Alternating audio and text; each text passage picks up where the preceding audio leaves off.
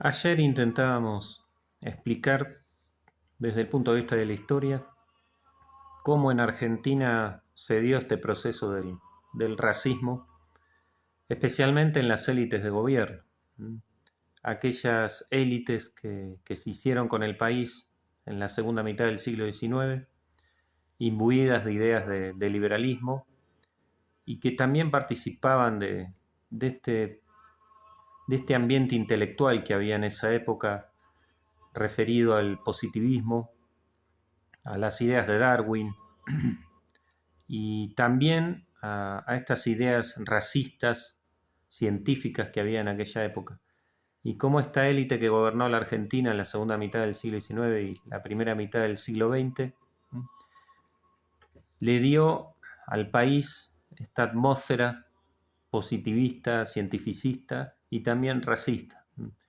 Cómo se empezó a conformar en la Argentina en este proceso una clase media que participaba de esta cosmovisión de la clase alta, de esta aristocracia que luego se transformó en oligarquía, y la aspiracional de esta clase media es siempre tratar de imitar a esta clase alta. Y cómo conjuntamente esta clase media naciente, proveniente de Europa, junto con esta clase alta, tenían un desprecio por las clases bajas, especialmente por los originarios del país, los indios, los aborígenes, los mestizos, llamados gauchos, y también en una proporción en relación a la medida de la población que había de origen africana, descendientes de esclavos que los había, pero en muy poca proporción, el desprecio también por los negros, que no llegó a constituirse en una política segregacionista exclusivamente de los negros a la manera de los anglosajones protestantes, pero sí que había un desprecio cultural hacia los negros africanos, que se fue impregnando en la cultura argentina hasta nuestros días, pero que sin embargo en las últimas décadas este proceso empezó a cambiar. Sobre todo desde que en la Argentina, además de la población originaria descendiente de esclavos, que como dijimos y repetimos fue minoritaria, empezó a haber una inmigración especialmente de la población senegalesa. Y no es extraño ver en Argentina en las últimas décadas presencia de senegaleses que se han integrado y seguramente alguno individualmente habrá vivido algún episodio de discriminación, pero en general, si se les consulta y si se les pregunta, estoy seguro a los senegaleses que llegaron a la Argentina, van a contar que se han integrado tranquilamente, que no hubo mayores problemas. Insisto, esto en comparación con lo que pueden vivir en Europa o en Estados Unidos, que seguramente ahí sí vivan episodios de discriminación y segregación fuertes. Pero bueno, para cerrar este tema, yo quería ir a las fuentes documentales y mencionar dos casos especialmente que son bien representativos de esta atmósfera discriminatoria y racista que había en la segunda mitad del siglo XIX. La primera referencia tiene que ver con un personaje muy importante de la historia argentina, que fue Domingo Faustino Sarmiento, un integrante de esta generación de gobernantes liberales y racistas de aquella época en Argentina. Con una frasecita, y solo una frasecita vamos a citar, que es, abro comillas, no trate de economizar sangre de gauchos. Este es un abono que es preciso hacer útil al país. La sangre es lo único que tienen de seres humanos.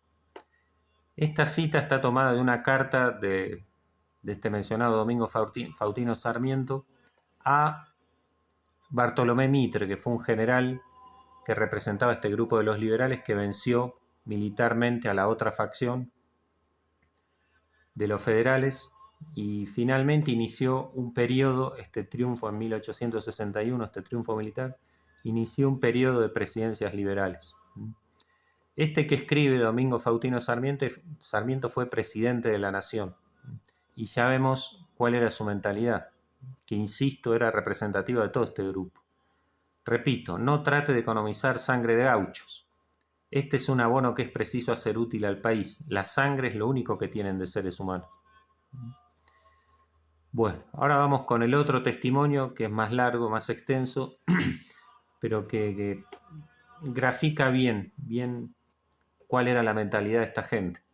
Este que vamos a leer ahora, este documento, pertenece a un libro que ya mencionamos en el video anterior, que es Bases y Puntos de Partida para la Organización Política de la República Argentina. Es un momento histórico donde la Argentina, todavía inmersa en este proceso de independencia que dio lugar a una guerra civil que llevó no solo a la Argentina, sino a los países de la región a un proceso de convulsión y de guerras intestinas que duró décadas. Y en el caso de Argentina, este proceso se cierra militarmente en 1861, pero las inercias de este proceso continúan todavía unas décadas más. Y lo que intenta este personaje, que se llama Juan Bautista Alberdi, que es otro más de los representantes de este universo intelectual liberal racista, es elaborar un modelo de organización del país que finalmente se va a aplicar y va a dar forma a la Constitución Nacional, que va a organizar el país, lo va a estructurar. Y este libro se trata de eso. Habla de los antecedentes de las constituciones en la región, especialmente pone el acento en Estados Unidos. Habla de las formas de gobierno que convienen a las repúblicas que han surgido en la región, incluido la Argentina. Pero especialmente vamos a leer 2 capítulos, donde hace referencia precisamente a esta concepción racista que tenían de la cultura. El capítulo 14 habla de la acción civilizadora de Europa en las repúblicas de Sudamérica. Leo. Las repúblicas de la América del Sur son producto y testimonio vivo de la acción de Europa en América. Lo que llamamos América independiente no es más que Europa establecida en América, y nuestra revolución no es otra cosa que la desmembración de un poder europeo en 2 mitades, que hoy se manejan por sí mismas. Todo en la civilización de nuestro suelo es europeo, la América misma es un descubrimiento europeo. La sacó a luz un navegante genovés y fomentó el descubrimiento una soberana de España. Cortés, Pizarro, Mendoza, Valdivia, que no nacieron en América, la población de la gente que hoy la posee, que ciertamente no es indígena.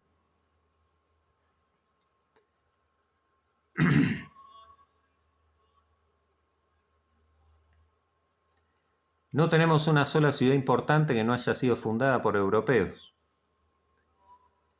Santiago fue fundada por un extranjero llamado Pedro Valdivia, y Buenos Aires por otro extranjero que se llamó Pedro de Mendoza. Todas nuestras ciudades importantes recibieron nombres europeos de sus fundadores extranjeros. El nombre mismo de América fue tomado de uno de esos descubridores extranjeros, Américo Vespucio, de Florencia. Hoy mismo, bajo la independencia, el indígena no figura ni comparte mundo en nuestra sociedad política y civil. Nosotros, los que nos llamamos americanos, no somos otra cosa que europeos nacidos en América. Cráneo, sangre, color, todo es de fuera. El indígena nos hace justicia, nos llama españoles hasta el día. No conozco persona distinguida de nuestra sociedad que lleve apellido pehuenche o araucano. El idioma que hablamos es de Europa. Para humillación de los que reniegan de su influencia, tienen que maldecirla en lengua extranjera. El idioma español lleva su nombre consigo. Nuestra religión cristiana ha sido traída a América por todos los extranjeros. A no ser por Europa, hoy América estaría adorando al sol, a los árboles, a las bestias, quemando hombres en sacrificio, y no conocería el matrimonio. La mano de Europa plantó la cruz de Jesucristo en la América más gentil, antes gentil. Bendita sea por esto solo la mano de Europa. Nuestras leyes antiguas y vigentes fueron dadas por reyes extranjeros, y a favor de ellos tenemos hasta hoy códigos civiles de comercio y criminales. Nuestras leyes patrias son copias de leyes extranjeras. Nuestro régimen administrativo en hacienda, impuestos, rentas, etc., es casi hoy la obra de Europa. ¿Y qué son nuestras constituciones políticas sino adopción de sistemas europeos de gobierno? ¿Qué es nuestra gran revolución en cuanto a ideas sino una faz de la revolución de Francia? Entrad en nuestras universidades y dadme ciencia que no sea europea, en nuestras bibliotecas y dadme un libro útil que no sea extranjero. Reparad en el traje que lleváis de pies a cabeza, y será raro que la suela de vuestro calzado sea americana. ¿Qué llamamos buen tono sino lo que es europeo? ¿Quién lleva la soberanía de nuestras modas, usos elegantes y cómodos? Cuando decimos confortable, conveniente, bien, ¿aludimos a cosas de los araucanos? ¿Quién conoce caballero entre nosotros que haga alarde de ser indio neto? ¿Quién casaría a su hermana o a su hija con un infanzón de la Araucanía y no 1000 veces con un zapatero inglés? En América, todo lo que no es europeo es bárbaro. No hay más división que esta. Primero, el indígena, es decir, el salvaje. Segundo, el europeo, es decir, nosotros, los que hemos nacido en América y hablamos español, los que creemos en Jesucristo y no en Pillán, Dios de los indígenas. No hay otra división del hombre americano. La división en hombre de la ciudad y hombre de las pampas es falsa. No existe, es reminiscencia de los estudios de Niebuhr sobre la historia primitiva de Roma. Rosas nos ha dominado con gauchos, no ha dominado con gauchos, sino con la ciudad.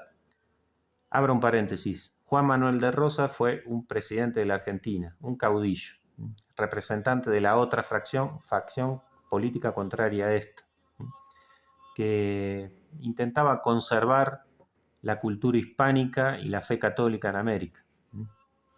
Sigo. Los principales unitarios fueron hombres de campo, tales como Martín Rodríguez, los Ramos, los Míguez, los Díaz Vélez.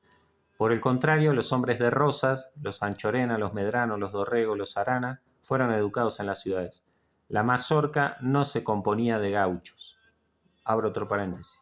La mazorca era un grupo parapolicial que había en tiempos de Rosa para combatir a la oposición política por los medios que ya nos imaginamos, ¿no?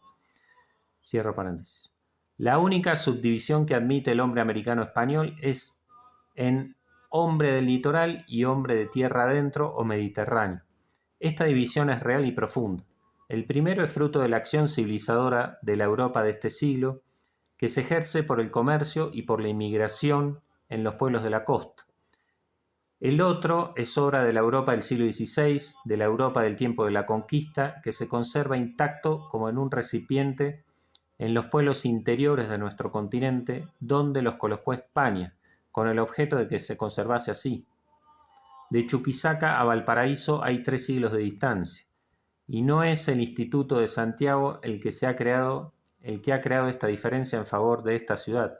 No son nuestros pobres colegios los que han puesto el litoral de Sudamérica 300 años más adelante que las ciudades mediterráneas. Justamente carece de universidades el litoral. A la acción viva de la Europa actual, ejercida por medio del comercio libre, por la inmigración y por la industria, en los pueblos de la margen se debe su inmenso progreso respecto de los otros. En Chile no han salido del instituto los Portales, los Rengifo, los Urmeneta, hombres de Estado que han ejercido alto influjo. Los 12 Gañas, organizadores ilustres de Chile, se inspiraron en Europa de sus fecundos trabajos. Más de una vez los jefes y los profesores del instituto han tomado de Valparaíso sus más brillantes y útiles inspiraciones de gobierno. Desde el siglo XVI hasta hoy no ha cesado Europa un solo día de ser el manantial y origen de la civilización de este continente. Bajo el antiguo régimen, Europa desempeñó ese papel por conducto de España. Esta nación nos trajo la última expresión de la Edad Media y el principio del renacimiento de la civilización en Europa. Con la Revolución Americana acabó la acción de la Europa española en este continente, pero tomó su lugar la acción de la Europa anglosajona y francesa. Los americanos de hoy somos europeos que hemos cambiado de maestros. A la iniciativa española ha sucedido la inglesa y francesa, pero siempre es Europa la obrera de nuestra civilización. El medio de acción ha cambiado, pero el producto es el mismo. A la acción oficial o gubernamental ha sucedido la acción social, de pueblo, de raza. La Europa que estos días no hace otra cosa en América que completar la obra de la Europa de la Edad Media, que se mantiene embrionaria en la mitad de su formación. Su medio actual de influencia no será la espada, no será la conquista. Ya América está conquistada. Es europea y por lo mismo inconquistable. La guerra de conquista supone civilizaciones rivales, estados opuestos, el salvaje y el europeo. Este antagonismo no existe. El salvaje está vencido. En América no tiene dominio ni señorío. Nosotros, europeos de raza y de civilización, somos los dueños de América. Es tiempo de reconocer esta ley de nuestro progreso americano y volver a llamar en socorro a nuestra cultura incompleta, a esa Europa que hemos combatido y vencido por las armas en los campos de batalla, se refiere a la guerra de independencia, pero que estamos lejos de vencer en los campos del pensamiento y de la industria. Alimentando recortes de circunstancias, todavía hay quienes se alarman con el solo nombre de Europa, todavía hay quienes abrigan temores de perdición y esclavitud. Tales sentimientos constituyen un estado de enfermedad en nuestros espíritus sudamericanos, sumamente aciago a nuestra prosperidad y digno por lo mismo de estudiarse. Los reyes de España nos enseñaron a odiar bajo el nombre de extranjero a todo el que no era español. Los libertadores de 1810 a su vez nos enseñaron a detestar bajo el nombre de europeo a todo el que no había nacido en América. España misma fue comprendida en este odio. La cuestión de guerra se estableció en estos términos. Europa y América, el viejo mundo y el mundo de Colón, aquel odio se llamó lealtad y este patriotismo. En su tiempo esos odios fueron resortes útiles y oportunos. Hoy son preocupaciones aciagas a la prosperidad de estos países. La prensa, la instrucción, la historia, preparadas para el pueblo, deben trabajar para destruir las preocupaciones contra el extranjerismo, por ser obstáculo que lucha de frente con el progreso de este continente. La aversión al extranjero es barbarie en otras naciones. En las de América del Sur es algo más, es causa de ruina y de disolución de la sociedad de tipo español. Se debe combatir esa tendencia ruinosa con las armas de la credulidad misma y de la verdad grosera que están al alcance de nuestras masas. La prensa de iniciación y propaganda del verdadero espíritu de progreso debe preguntar a los hombres de nuestro pueblo si se consideran de raza indígena, si se tienen por indios pampas o pehuenches de origen, si se creen descendientes de salvajes y gentiles, y no de las razas extranjeras que trajeron la religión de Jesucristo y la civilización de Europa a este continente en otro tiempo patria de gentiles. Nuestro apostolado de civilización debe poner de bulto y en toda su desnudez material a los ojos de nuestros buenos pueblos envenenados de prevención contra lo que constituye su vida y progreso los siguientes hechos de evidencia histórica. Nuestro Santo Papa Pío IX, actual jefe de la Iglesia Católica, es un extranjero, un italiano, como han sido extranjeros cuantos papas lo han precedido y lo serán cuantos lo sucedan en la Santa Silla. Extranjeros son los santos que están en nuestros altares y nuestro pueblo creyente se arrodilla todos los días ante esos beneméritos santos extranjeros que nunca pisaron el suelo de América ni hablaron castellanos los más. San Eduardo, Santo Tomás, San Galo, Santa Úrsula, Santa Margarita y muchos otros santos católicos eran ingleses, eran extranjeros a nuestra nación y a nuestra lengua. Nuestro pueblo no los entendería si los oyese hablar en inglés, que era su lengua, y los llamaría gringos tal vez. San Ramón Nonato era catalán, San Lorenzo, San Felipe Benicio, San Anselmo y San Silvestre eran italianos, iguales en origen a esos extranjeros que nuestro pueblo apellida con desprecio carcamanes, sin recordar que tenemos infinitos carcamanes en nuestros altares. San Nicolás era suizo y San Casimiro era húngaro. Por fin, el hombre Dios, nuestro Señor Jesucristo, no nació en América, sino en Asia, en Belén, ciudad pequeña de Judá, país 2 veces más distante y extranjero de nosotros que Europa. Nuestro pueblo, escuchando su divina palabra, no lo habría entendido porque no hablaba castellano. Lo habría llamado extranjero porque lo era en efecto. Pero ese divino extranjero que ha suprimido las fronteras y hecho de todos los pueblos de la tierra una familia de hermanos, no consagra y ennoblece, por decirlo así, la condición del extranjero por el hecho de ser la suya misma. Recordemos a nuestro pueblo que la patria no es el suelo. Tenemos suelo hace 3 siglos y solo tenemos patria desde 1810. La patria es la libertad, es el orden, la riqueza, la civilización, organizados en el suelo nativo bajo su enseña y en su nombre. Pues bien, esto se nos ha traído por Europa, es decir, Europa nos ha traído la noción del orden, la ciencia de la libertad, el arte de la riqueza, los principios de la civilización cristiana. Europa, pues, nos ha traído la patria, si agregamos que nos trajo hasta la población que constituye el personal y el cuerpo de la patria. Abro paréntesis. Esta concepción que tenían los liberales de la segunda mitad del siglo XIX se inicia con los que se llaman Argentina los próceres de la patria, que dieron lugar a este proceso de independencia. Sigo. Nuestros patriotas de la primera época no son los que poseen ideas más acertadas del modo de hacer prosperar esta América que con tanto acierto supieron sustraer al poder español. Las nociones del patriotismo, el artificio de una causa puramente americana, de que se valieron como medio de guerra conveniente a aquel tiempo, los dominan y poseen todavía. Así hemos visto a Bolívar, hasta 1826, provocar ligas para contener a Europa, que nada pretendía, y al general San Martín aplaudir en 1844 la resistencia de Rosas a reclamaciones accidentales de algunos estados europeos. Después de haber representado una necesidad real y grande de la América de aquel tiempo, desconocen hoy hasta cierto punto las nuevas exigencias del continente. La gloria militar que absorbió su vida los preocupa todavía más que el progreso. Sin embargo, a la necesidad de gloria ha sucedido la necesidad de provecho y de comodidad, y el heroísmo guerrero no es ya el órgano competente de las necesidades prosaicas del comercio y de la industria que constituyen la vida actual de estos países. Enamorados de su obra, los patriotas de la primera época se asustan de todo lo que creen comprometer. Pero nosotros, más fijos en la obra de la civilización que en la del patriotismo de cierta época, vimos venir sin pavor todo cuanto América puede producir en acontecimientos grandes, penetrados de que su situación actual es de transición, de que sus destinos futuros son tan grandes como desconocidos, nada nos asusta y en todo fundamos sublimes esperanzas de mejora.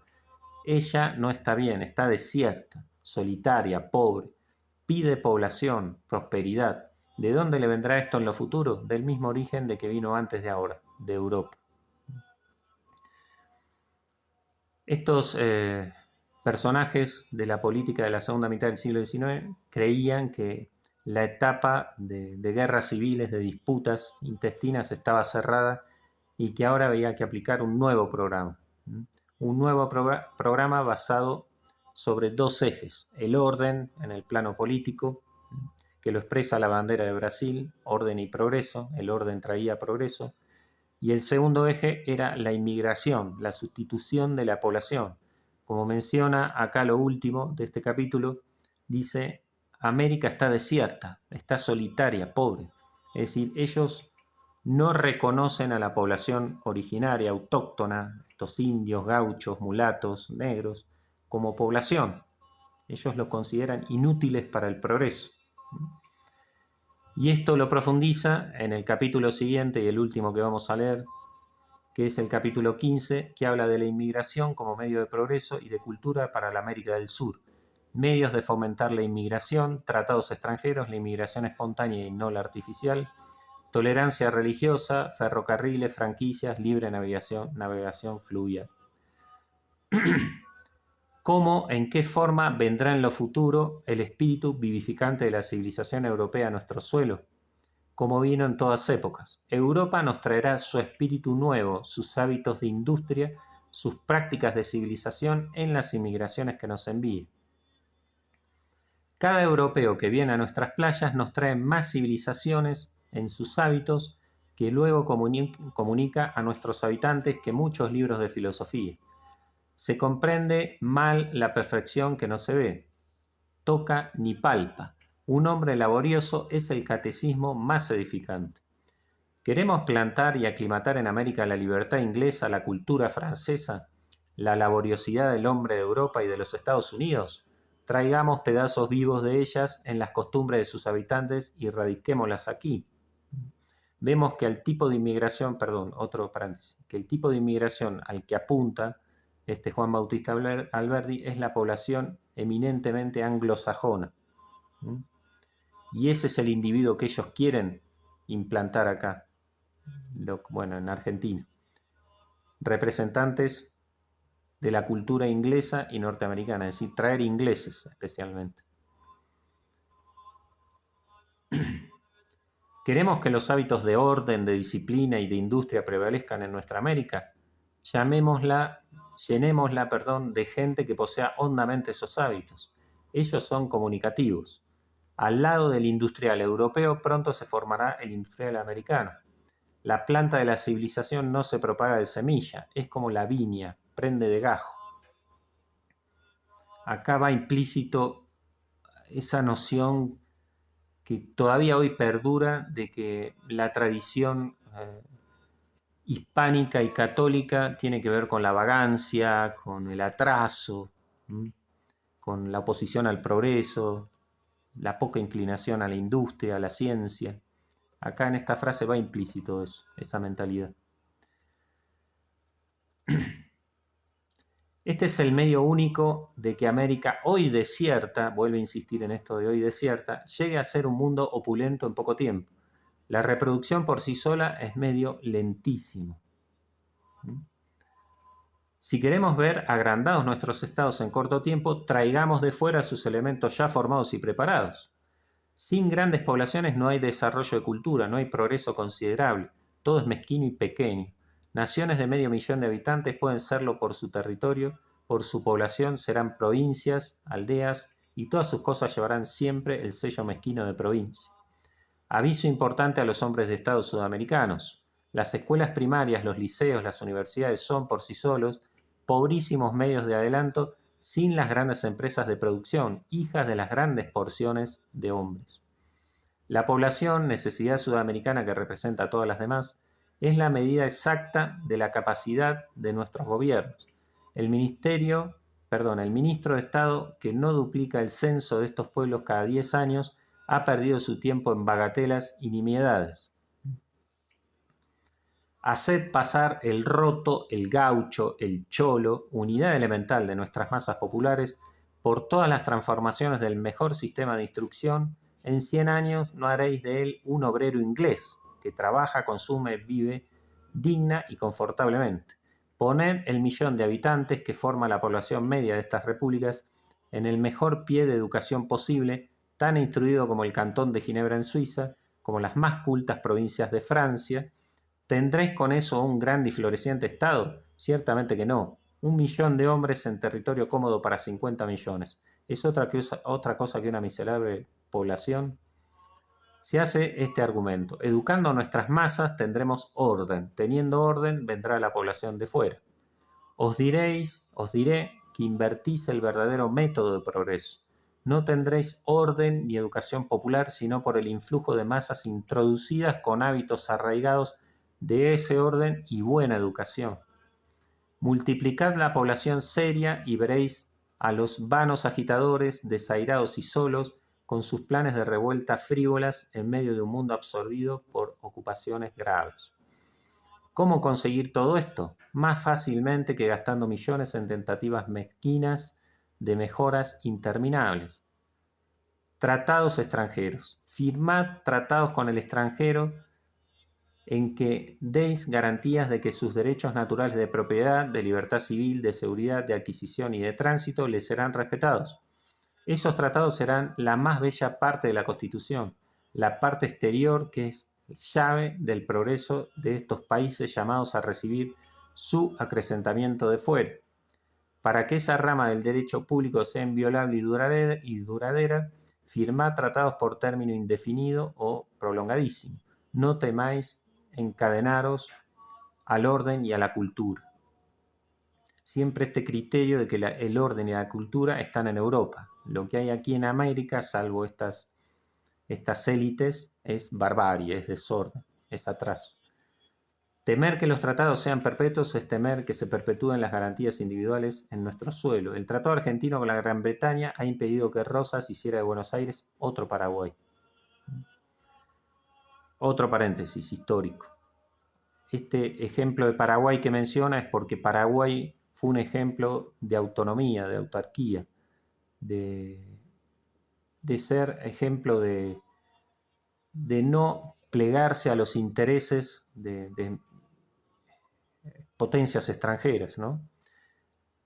Paraguay elaboró un proceso independiente que le funcionó, de desarrollo, y las potencias se aliaron entre ellas para destruir ese proyecto independiente que fue Paraguay, y lo destruyeron militarmente.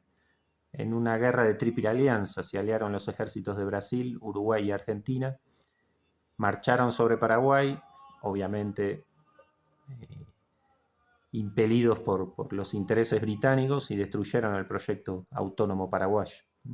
Prácticamente llegaron a destruir 2/3 partes de la población masculina de Paraguay. Continúo. No temáis enajenar el porvenir remoto de nuestra industria a la civilización, si hay riesgo de que le arrebaten la barbarie, o la tiranía interiores. El temor a los tratados es resabio de la primera época guerrera de nuestra revolución. Es un principio viejo y pasado de tiempo, a una imitación indiscreta y mal traída de la política exterior que Washington aconsejaba a los Estados Unidos en circunstancias y por motivos del todo diferentes de los que nos cercan. Los tratados de amistad y comercio son el medio honorable de colocar la civilización sudamericana bajo el protectorado de la civilización del mundo. ¿Queréis en efecto que nuestras constituciones y todas las garantías de industria, de propiedad y de libertad civil consagradas por ellas vivan inviolables bajo el protectorado del cañón de todos los pueblos, sin mengua de nuestra nacionalidad? Consignad los derechos y garantías civiles que ellas otorgan a sus habitantes en tratados de amistad y de comercio, de navegación con el extranjero, haciendo él mantener los tratados, no hará sino mantener nuestra Constitución. Cuantas más garantías deis al extranjero, mayores derechos asegurados tendréis en vuestro país. Tratad con todas las naciones, no con algunas, conceded a todas las mismas garantías, para que ninguna pueda subyugaros, y para que las unas sirvan de obstáculo contra las aspiraciones de las otras. Si Francia hubiera tenido en La Plata un tratado igual al de Inglaterra, no habría existido la emulación oculta bajo el manto de una alianza que por 10 años ha mantenido el malestar de las cosas del Plata, obrando a medias y siempre con la segunda mira de conservar ventajas exclusivas y parciales. Plan de inmigración. La inmigración espontánea es la verdadera y grande inmigración.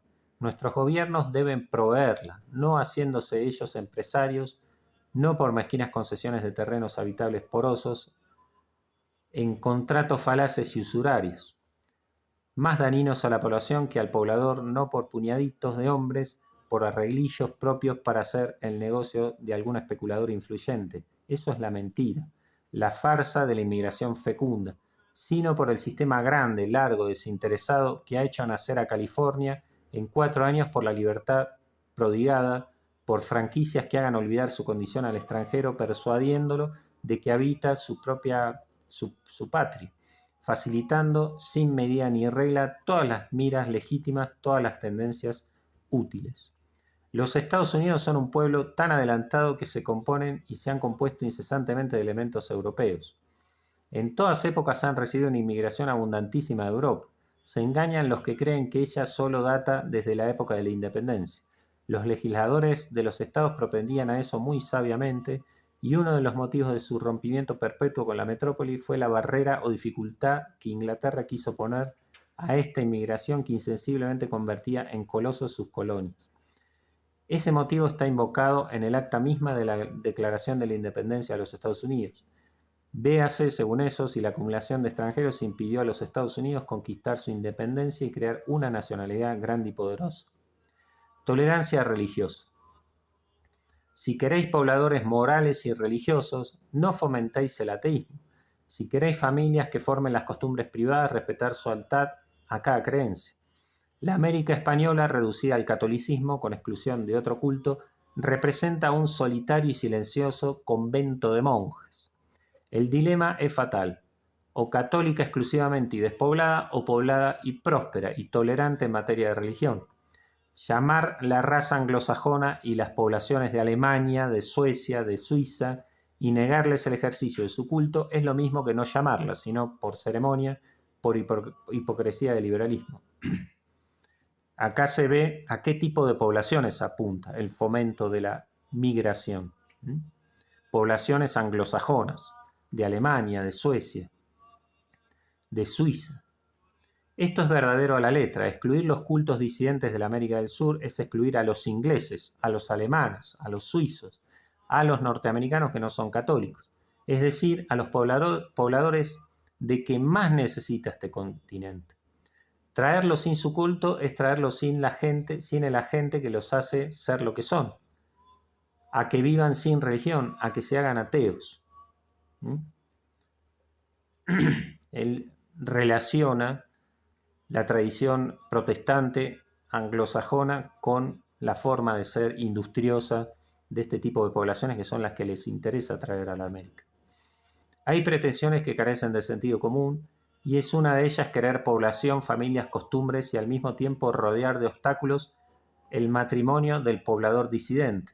Es pretender aliar la moral y la prostitución. Si no podréis destruir la afinidad invencible de los sexos, ¿qué hacéis con arrebatar la legitimidad de las uniones naturales? Multiplicar las concubinas en vez de las esposas. Destinar a nuestras mujeres americanas a ser escarnio de los extranjeros. Hacer que los americanos nazcan manchados. Llenar toda nuestra América de gauchos, de prostitutas, de enfermedades, de impiedad, en una palabra.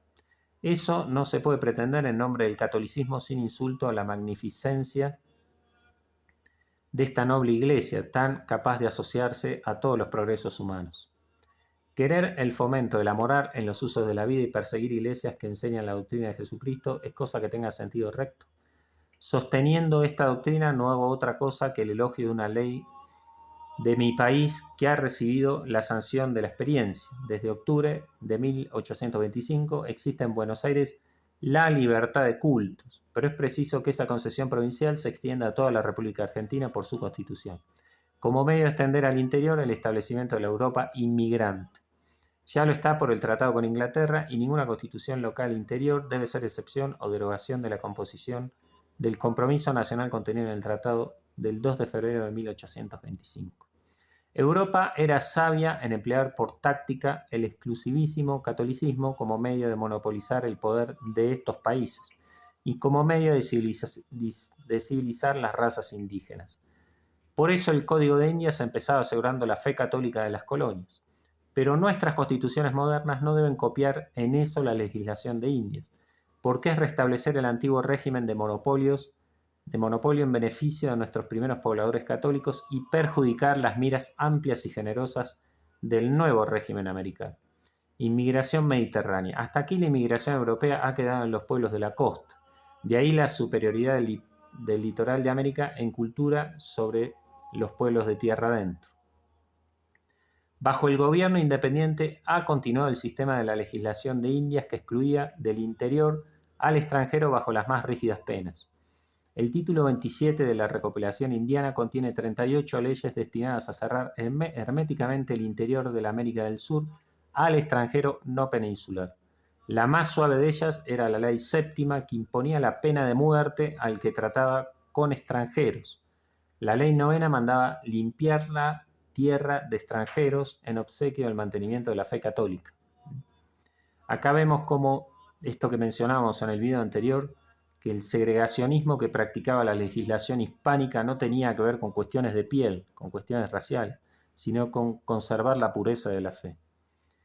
Quien no ve que la obra secular de esa legislación se mantiene hasta hoy latente en las entrañas del nuevo régimen, ¿cuál otro es el origen de las resistencias que hasta hoy mismo haya el extranjero en el interior de nuestros países de Sudamérica? Al nuevo régimen le toca invertir el sistema colonial y sacar al interior de su antigua clausura, desbaratando por una legislación contraria y reaccionaria de las Indias el espíritu de reserva y de exclusión que había formado esta en nuestras costumbres.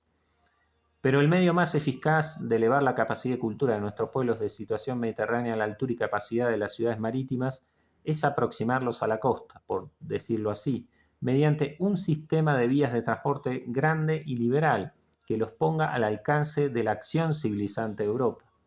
Los grandes medios de introducir Europa en los países interiores de nuestro continente, en escala y proporciones bastante poderosas para obrar un cambio portentoso en pocos años, son el ferrocarril, la libre navegación interior y la libertad comercial. Europa viene a estas lejanas regiones en alas del comercio y de la industria y busca la riqueza en nuestro continente. La riqueza, como la población, como la cultura, es imposible donde los medios de comunicación son difíciles, pequeños y costosos. Cuando uno observa la evolución en la construcción de vías férreas, cuando ves el mapa gráficamente, se ve una especie de telaraña con muchas ramas en la zona productiva, de producción primaria, de la pampa húmeda, y cómo todos esos filamentos convergen en un centro que es el puerto de Buenos Aires. Entonces, la finalidad de la que habla acá el autor tuvo en la realidad un fin pura y exclusivamente económico: trasladar los productos primarios que necesitaba la industria inglesa hacia el puerto de Buenos Aires y de ahí a los centros de producción en Inglaterra.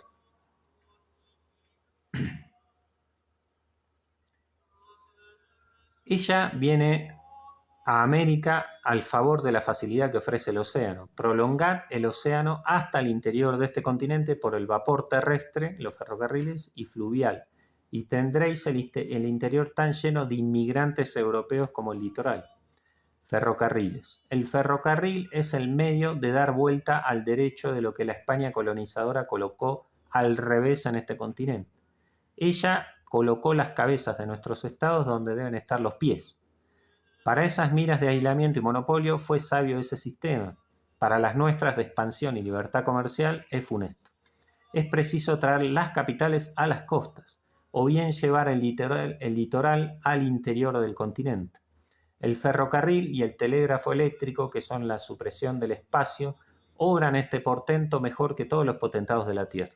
El ferrocarril innova, reforma y cambia las cosas más difíciles, sin decretos ni asonadas. Él hará la unidad de la República Argentina mejor que todos los congresos. Fíjense que esta matriz es la misma que reprodujo el Imperio Británico en todas sus colonias.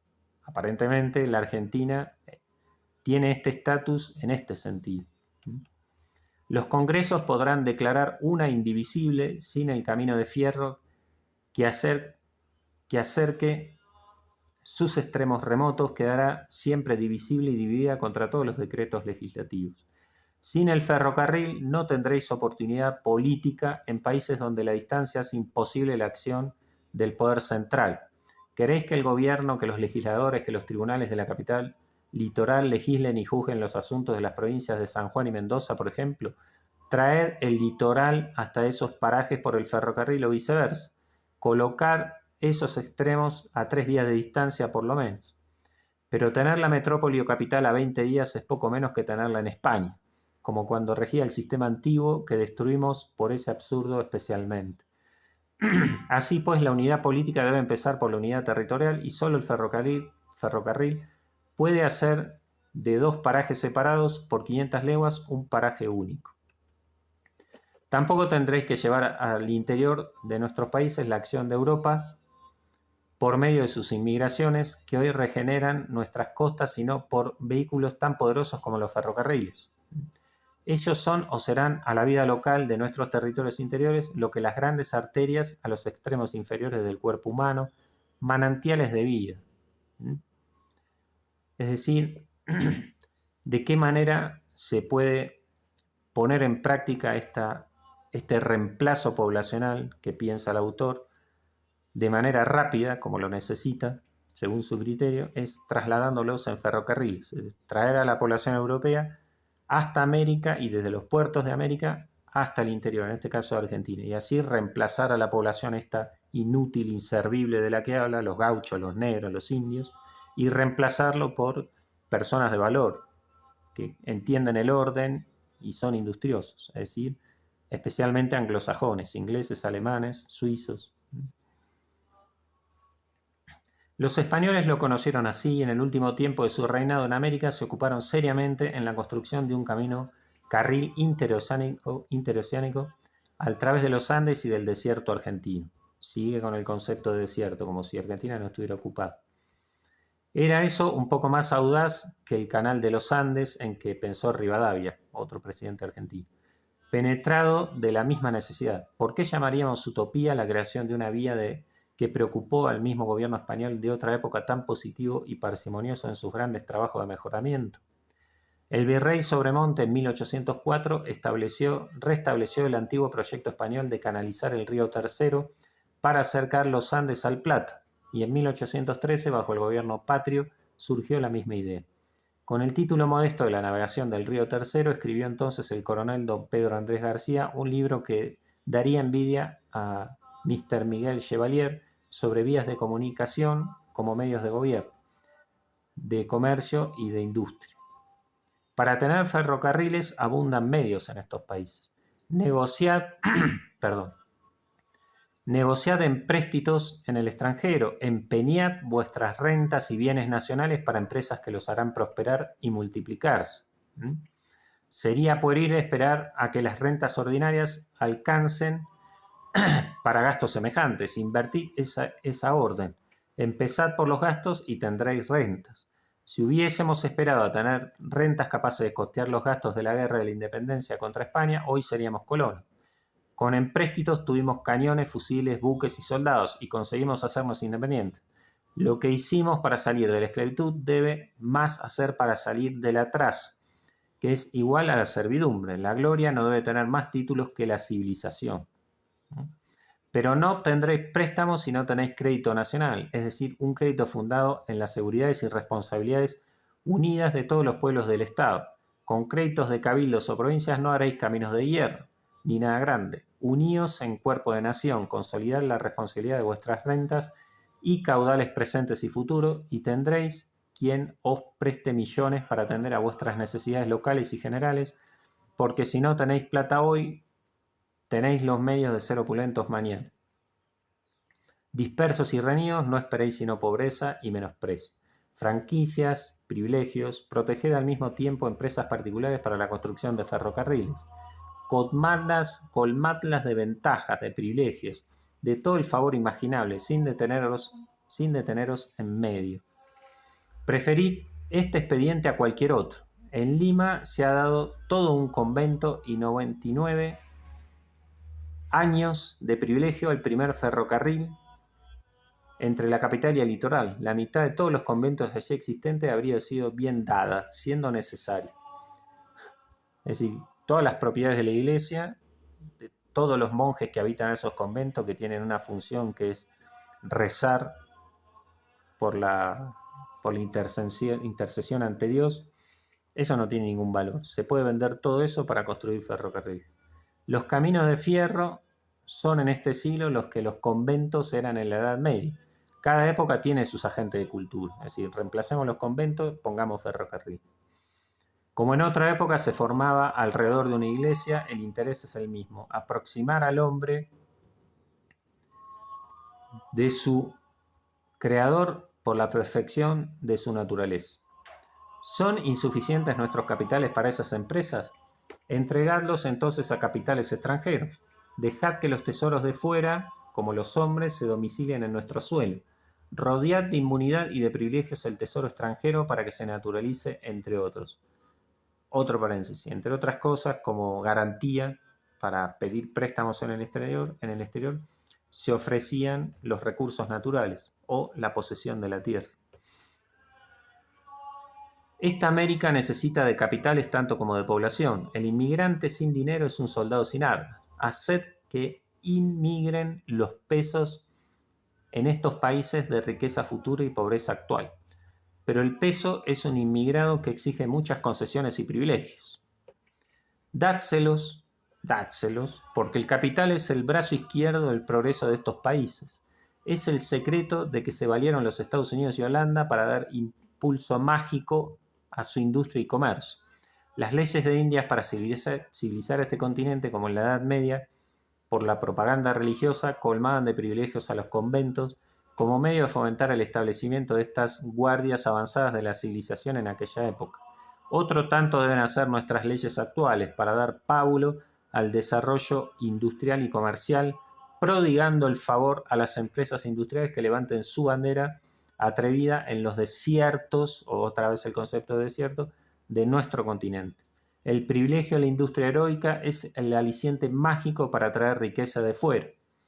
Por eso los Estados Unidos asignaron al Congreso General, entre sus grandes atribuciones, la de fomentar la prosperidad de la Confederación por la concesión de privilegios a los autores e inventores, y aquella tierra de libertad se ha fecundado, entre otros medios, por privilegios dados por la libertad al heroísmo de empresa, al talento de mejoras. Bueno, acá hace otro apartado acerca de la navegación interior. Que la luz del mundo penetre en todos los ámbitos de nuestras repúblicas. ¿Con qué derecho mantener en perpetua brutalidad lo más hermoso de nuestras regiones? Demos a la civilización de la Europa actual lo que le negaron nuestros antiguos amos. Para ejercer el monopolio, que era la esencia de su sistema, solo dieron una puerta a la República Argentina. Y nosotros hemos conservado, en nombre del patriotismo, el exclusivismo del sistema colonial. No más exclusión ni clausura, sea cual fuera el color que se invoque. No más exclusivismo en nombre de nuestra patria. Nuevos destinos de la América Mediterránea.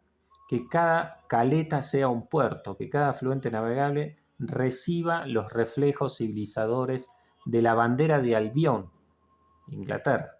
Que en las márgenes del Bermejo y del Pilcomayo, son ríos del norte de Argentina, brillen confundidas las mismas banderas de todas partes, que alegran las aguas del Támesis, ría de Inglaterra y del universo.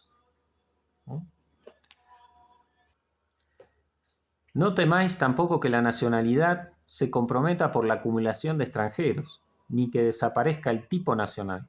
Ese temor es estrecho y preocupado. Mucha sangre extranjera ha corrido en defensa de la independencia americana. Montevideo, defendido por extranjeros, ha merecido el nombre de Nueva Troya. Valparaíso, compuesto de extranjeros, es el flujo de la nacionalidad chilena. El pueblo inglés ha sido el pueblo más conquistado de cuantos existen. Todas las naciones han pisado su suelo y mezclado a él su sangre y su raza. Es producto de un cruzamiento infinito de castas. Y por eso justamente el inglés es el más perfecto de los hombres. Y su nacionalidad tan pronunciada que hace creer al vulgo que su raza es sin mezcla. Miremos aquí. Resulta que el inglés es el más perfecto de los hombres, según este autor. No temáis, pues, la confusión de razas y de lenguas. De la Babel, del caos, saldrá algún día brillante y nítida la nacionalidad sudamericana. El suelo prohija a los hombres, los arrastra, los asimila y hace suyos. El emigrado es como el colono, deja la madre patria por la patria de su adopción. Hace 2000 años que se dijo esta palabra que forma la divisa de este siglo. Ubi bene, ibi patria. Y ante los reclamos europeos por inobservancia de los tratados que firméis, no corráis a la espada ni gritáis conquista. No va bien tanta susceptibilidad a pueblos nuevos que para prosperar necesitan de todo el mundo. Cada edad tiene su honor peculiar. Comprendamos el que nos corresponde. Mirémonos mucho antes de desnudar la espada, no porque seamos débiles, sino porque nuestra inexperiencia y desorden normales nos dan la presunción de culpabilidad ante el mundo en nuestros conflictos externos, y sobre todo porque la paz no vale el doble que la gloria. La victoria nos dará laureles, pero el laurel es planta estéril en América. Vale más la espiga de la paz, que es de oro, no en la lengua del poeta, sino en la lengua del economista. Ha pasado la época de los héroes. Estamos hoy en la edad del buen sentido. El tipo de la grandeza americana no es Napoleón, es Washington. Y Washington no representa triunfos militares, sino prosperidad, engrandecimiento, organización y paz. Es el héroe del orden en la libertad por excelencia. Por solo sus triunfos guerreros, hoy estaría Washington sepultado en el olvido de su país y del mundo. La América española tiene generales infinitos que representan hechos de armas más brillantes y numerosos que los del general Washington. Su título a la inmortalidad reside en la constitución admirable que ha hecho de su país el modelo del universo y que Washington selló con su nombre.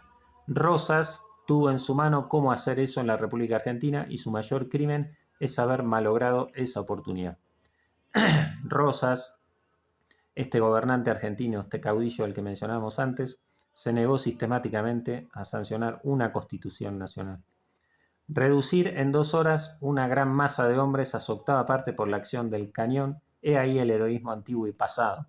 Por el contrario, multiplicar en pocos días una población pequeña es el heroísmo del estadista moderno, la grandeza de creación en lugar de la grandeza salvaje de exterminio. El censo de la población es la regla de la capacidad de los ministros americanos. Desde la mitad del siglo XVI, la América interior y mediterránea ha sido un sagrario impenetrable para la Europa no peninsular. Han llegado los tiempos de su franquicia absoluta y general. En 300 años no ha ocurrido periodo más solemne para el mundo de Colón. La Europa del momento no viene a tirar cañonazos a esclavos. Aspira solo a quemar carbón de piedra en lo alto de los ríos que hoy solo corren para los peces. Abrid sus puertas de par en par a la entrada majestuosa del mundo, sin discutir si es por concesión o por derecho, y para prevenir cuestiones, abridlas antes de discutir. Cuando la campana del vapor haya resonado delante de la virginal y solitaria Asunción, la sombra de Suárez quedará atónita a la presencia de los nuevos misioneros que visan empresas desconocidas a los jesuitas del siglo XVIII. Las aves poseedoras hoy de los encantados bosques darán un vuelo de espanto y el salvaje del Chaco, apoyado en el arco de su flecha, contemplará con tristeza el curso de la formidable máquina que lo intima al abandono de aquellas márgenes. Resto infeliz de la criatura primitiva, decid adiós al dominio de vuestros pasados. La razón despliega hoy sus banderas sagradas en el país que no protegerá ya con asilo inmerecido la bestialidad de las más nobles, de la más noble de las razas. Sobre las márgenes pintorescas del Bermejo levantará algún día la gratitud nacional un monumento en que se lea al Congreso de 1852, libertador de estas aguas, la posteridad reconocida. No vamos a insistir más en la lectura del texto, yo creo que está bien gráfico cuál es la mentalidad de esta gente. El desprecio absoluto hacia lo que constituye la población originaria, a los nativos, a los aborígenes y a las distintas mezclas, a los mestizos, a lo que constituyó más tarde el gaucho. Y cómo esta mentalidad europeísta, racista, liberal, identifica el progreso, el orden, la libertad con otro tipo de población blanca, europea, especialmente anglosajona, que es lo que se busca traer a la Argentina, y reemplazar esta población originaria por nueva población europea. Esto inició un proceso de inmigración, de reemplazo poblacional, y por eso ahora, como argentino, como estudioso de la historia, a uno le llama la atención por qué se agarran la cabeza en Europa, especialmente en España, y hablan de que las teorías del reemplazo poblacional son teorías conspirativas. Pero si acá tenemos un ejemplo histórico, en Argentina. Pero bueno, así se fue conformando una clase media de origen europeo blanco que traía en su seno esta forma de pensar también de superioridad respecto del nativo del país, del gaucho, del mestizo, del indio, del negro. Y siempre esta clase media blanca argentina vio como por encima del hombro a la población originaria ignorante, apegada a la tierra, a los trabajos del campo, a sus tradiciones, a sus creencias. Y también este aspiracional de la clase media blanca europea, especialmente en los descendientes, de identificarse siempre con la clase alta y con sus valores y su visión del mundo. Y ya vimos qué es lo que pensaba la clase alta, esta oligarquía, esta élite gobernante en Argentina. Y esto se mantuvo así en el plano cultural. Por eso hoy cuando se habla de racismo, el tipo de racismo que vive este argentino descendiente de europeos que constituyó en el siglo XX la clase media, hablamos de este tipo de racismo. Es un racismo como imagen de superioridad respecto de lo que no es descendiente de europeo blanco, del hombre de la tierra, del aborigen y del gaucho, del mestizo, del criollo, y nunca se fusionaron en realidad estas dos facciones de la población, los descendientes de europeos y los originarios de la tierra. Siempre hubo ahí, incluso hoy en día sigue siendo así, siempre el descendiente blanco europeo mira por encima del hombro al que tiene rasgos indígenas o mestizos. Incluso hoy en día el término que más suelen usar estos representantes de la clase media es marrón. Los marrones, que cuando yo era chico no se usaba eso. Directamente se hablaba de negro, no de negro africano, sino de negro en relación a los hijos de la tierra y sus descendientes. Bueno, yo creo que acá queda claro cuáles son las raíces históricas de lo que hoy en día la gente que no tiene información y que no estudia, especialmente como mencionaban por ahí en un comentario, estos influencers de izquierda norteamericanos que son negros que se ponen a hablar de Argentina, y en Francia también hay, que no conocen la historia argentina. Bueno, esta es la raíz de eso que llaman racismo argentino. Como podemos ver, este racismo estaba presente en las élites gobernantes liberales de fines del siglo XIX, principios del siglo XX, como algo de esa mentalidad racista se trasladó culturalmente a las clases medias descendientes, blancas descendientes de europeos, pero que sí en Argentina, y cuando hablamos de población negra descendientes de africanos, no se vivió eso. En Argentina no hubo políticas, no hubo legislación segregacionista respecto de los negros, como mencionamos en el video anterior. Y culturalmente tampoco. El argentino culturalmente no tiene un desprecio hacia el negro africano. En parte yo creo porque no hubo una población masiva, una presencia masiva de población negra, esclava, descendientes de esclavos en Argentina, y otro tanto porque tiene que ver con la tradición católica e hispánica, que no ponía el acento en la cuestión racial. Había un sistema de castas que tenía que ver, sí, con la organización social propia de la Edad Media, de esa cultura, pero no se ponía el acento en la cuestión racial. Por eso, en los países hispanoamericanos, salvo, como mencioné, en este proceso de trasplante de la población o en las pequeñas élites gobernantes de todos los países sudamericanos, antiguos reinos de España, salvo en ese sector de la población, en general las poblaciones hispanoamericanas no son racistas. Tampoco con la población descendiente de africanos, no existe ese racismo. Puede haber este desprecio que mencionaba antes entre las distintas extracciones sociales, pero no pasa de ahí. No hay segregación racial en las poblaciones hispanoamericanas de tradición católica e hispánica, incluida la Argentina, a pesar de todo este proceso que hemos descrito. Entonces, identificar a la Argentina o a cualquier país hispanoamericano de tradición católica con la segregación racial hacia los negros africanos, hacia los esclavos africanos y descendientes de esclavos africanos es un error. Y es un traslado, una transposición que hacen los que sí tienen culpa en esto, que son las poblaciones europeas blancas anglosajonas, también incluida Francia en esto, que ellos sí tienen de qué avergonzarse por su pasado histórico, pero no nos pongan ese San Benito a las poblaciones y a los países hispanoamericanos, de tradición hispanoamericana y católica, porque nosotros no somos racistas, ustedes son los racistas, y ustedes nos quieren poner el San Benito a nosotros, y no lo vamos a aceptar de ninguna de las maneras.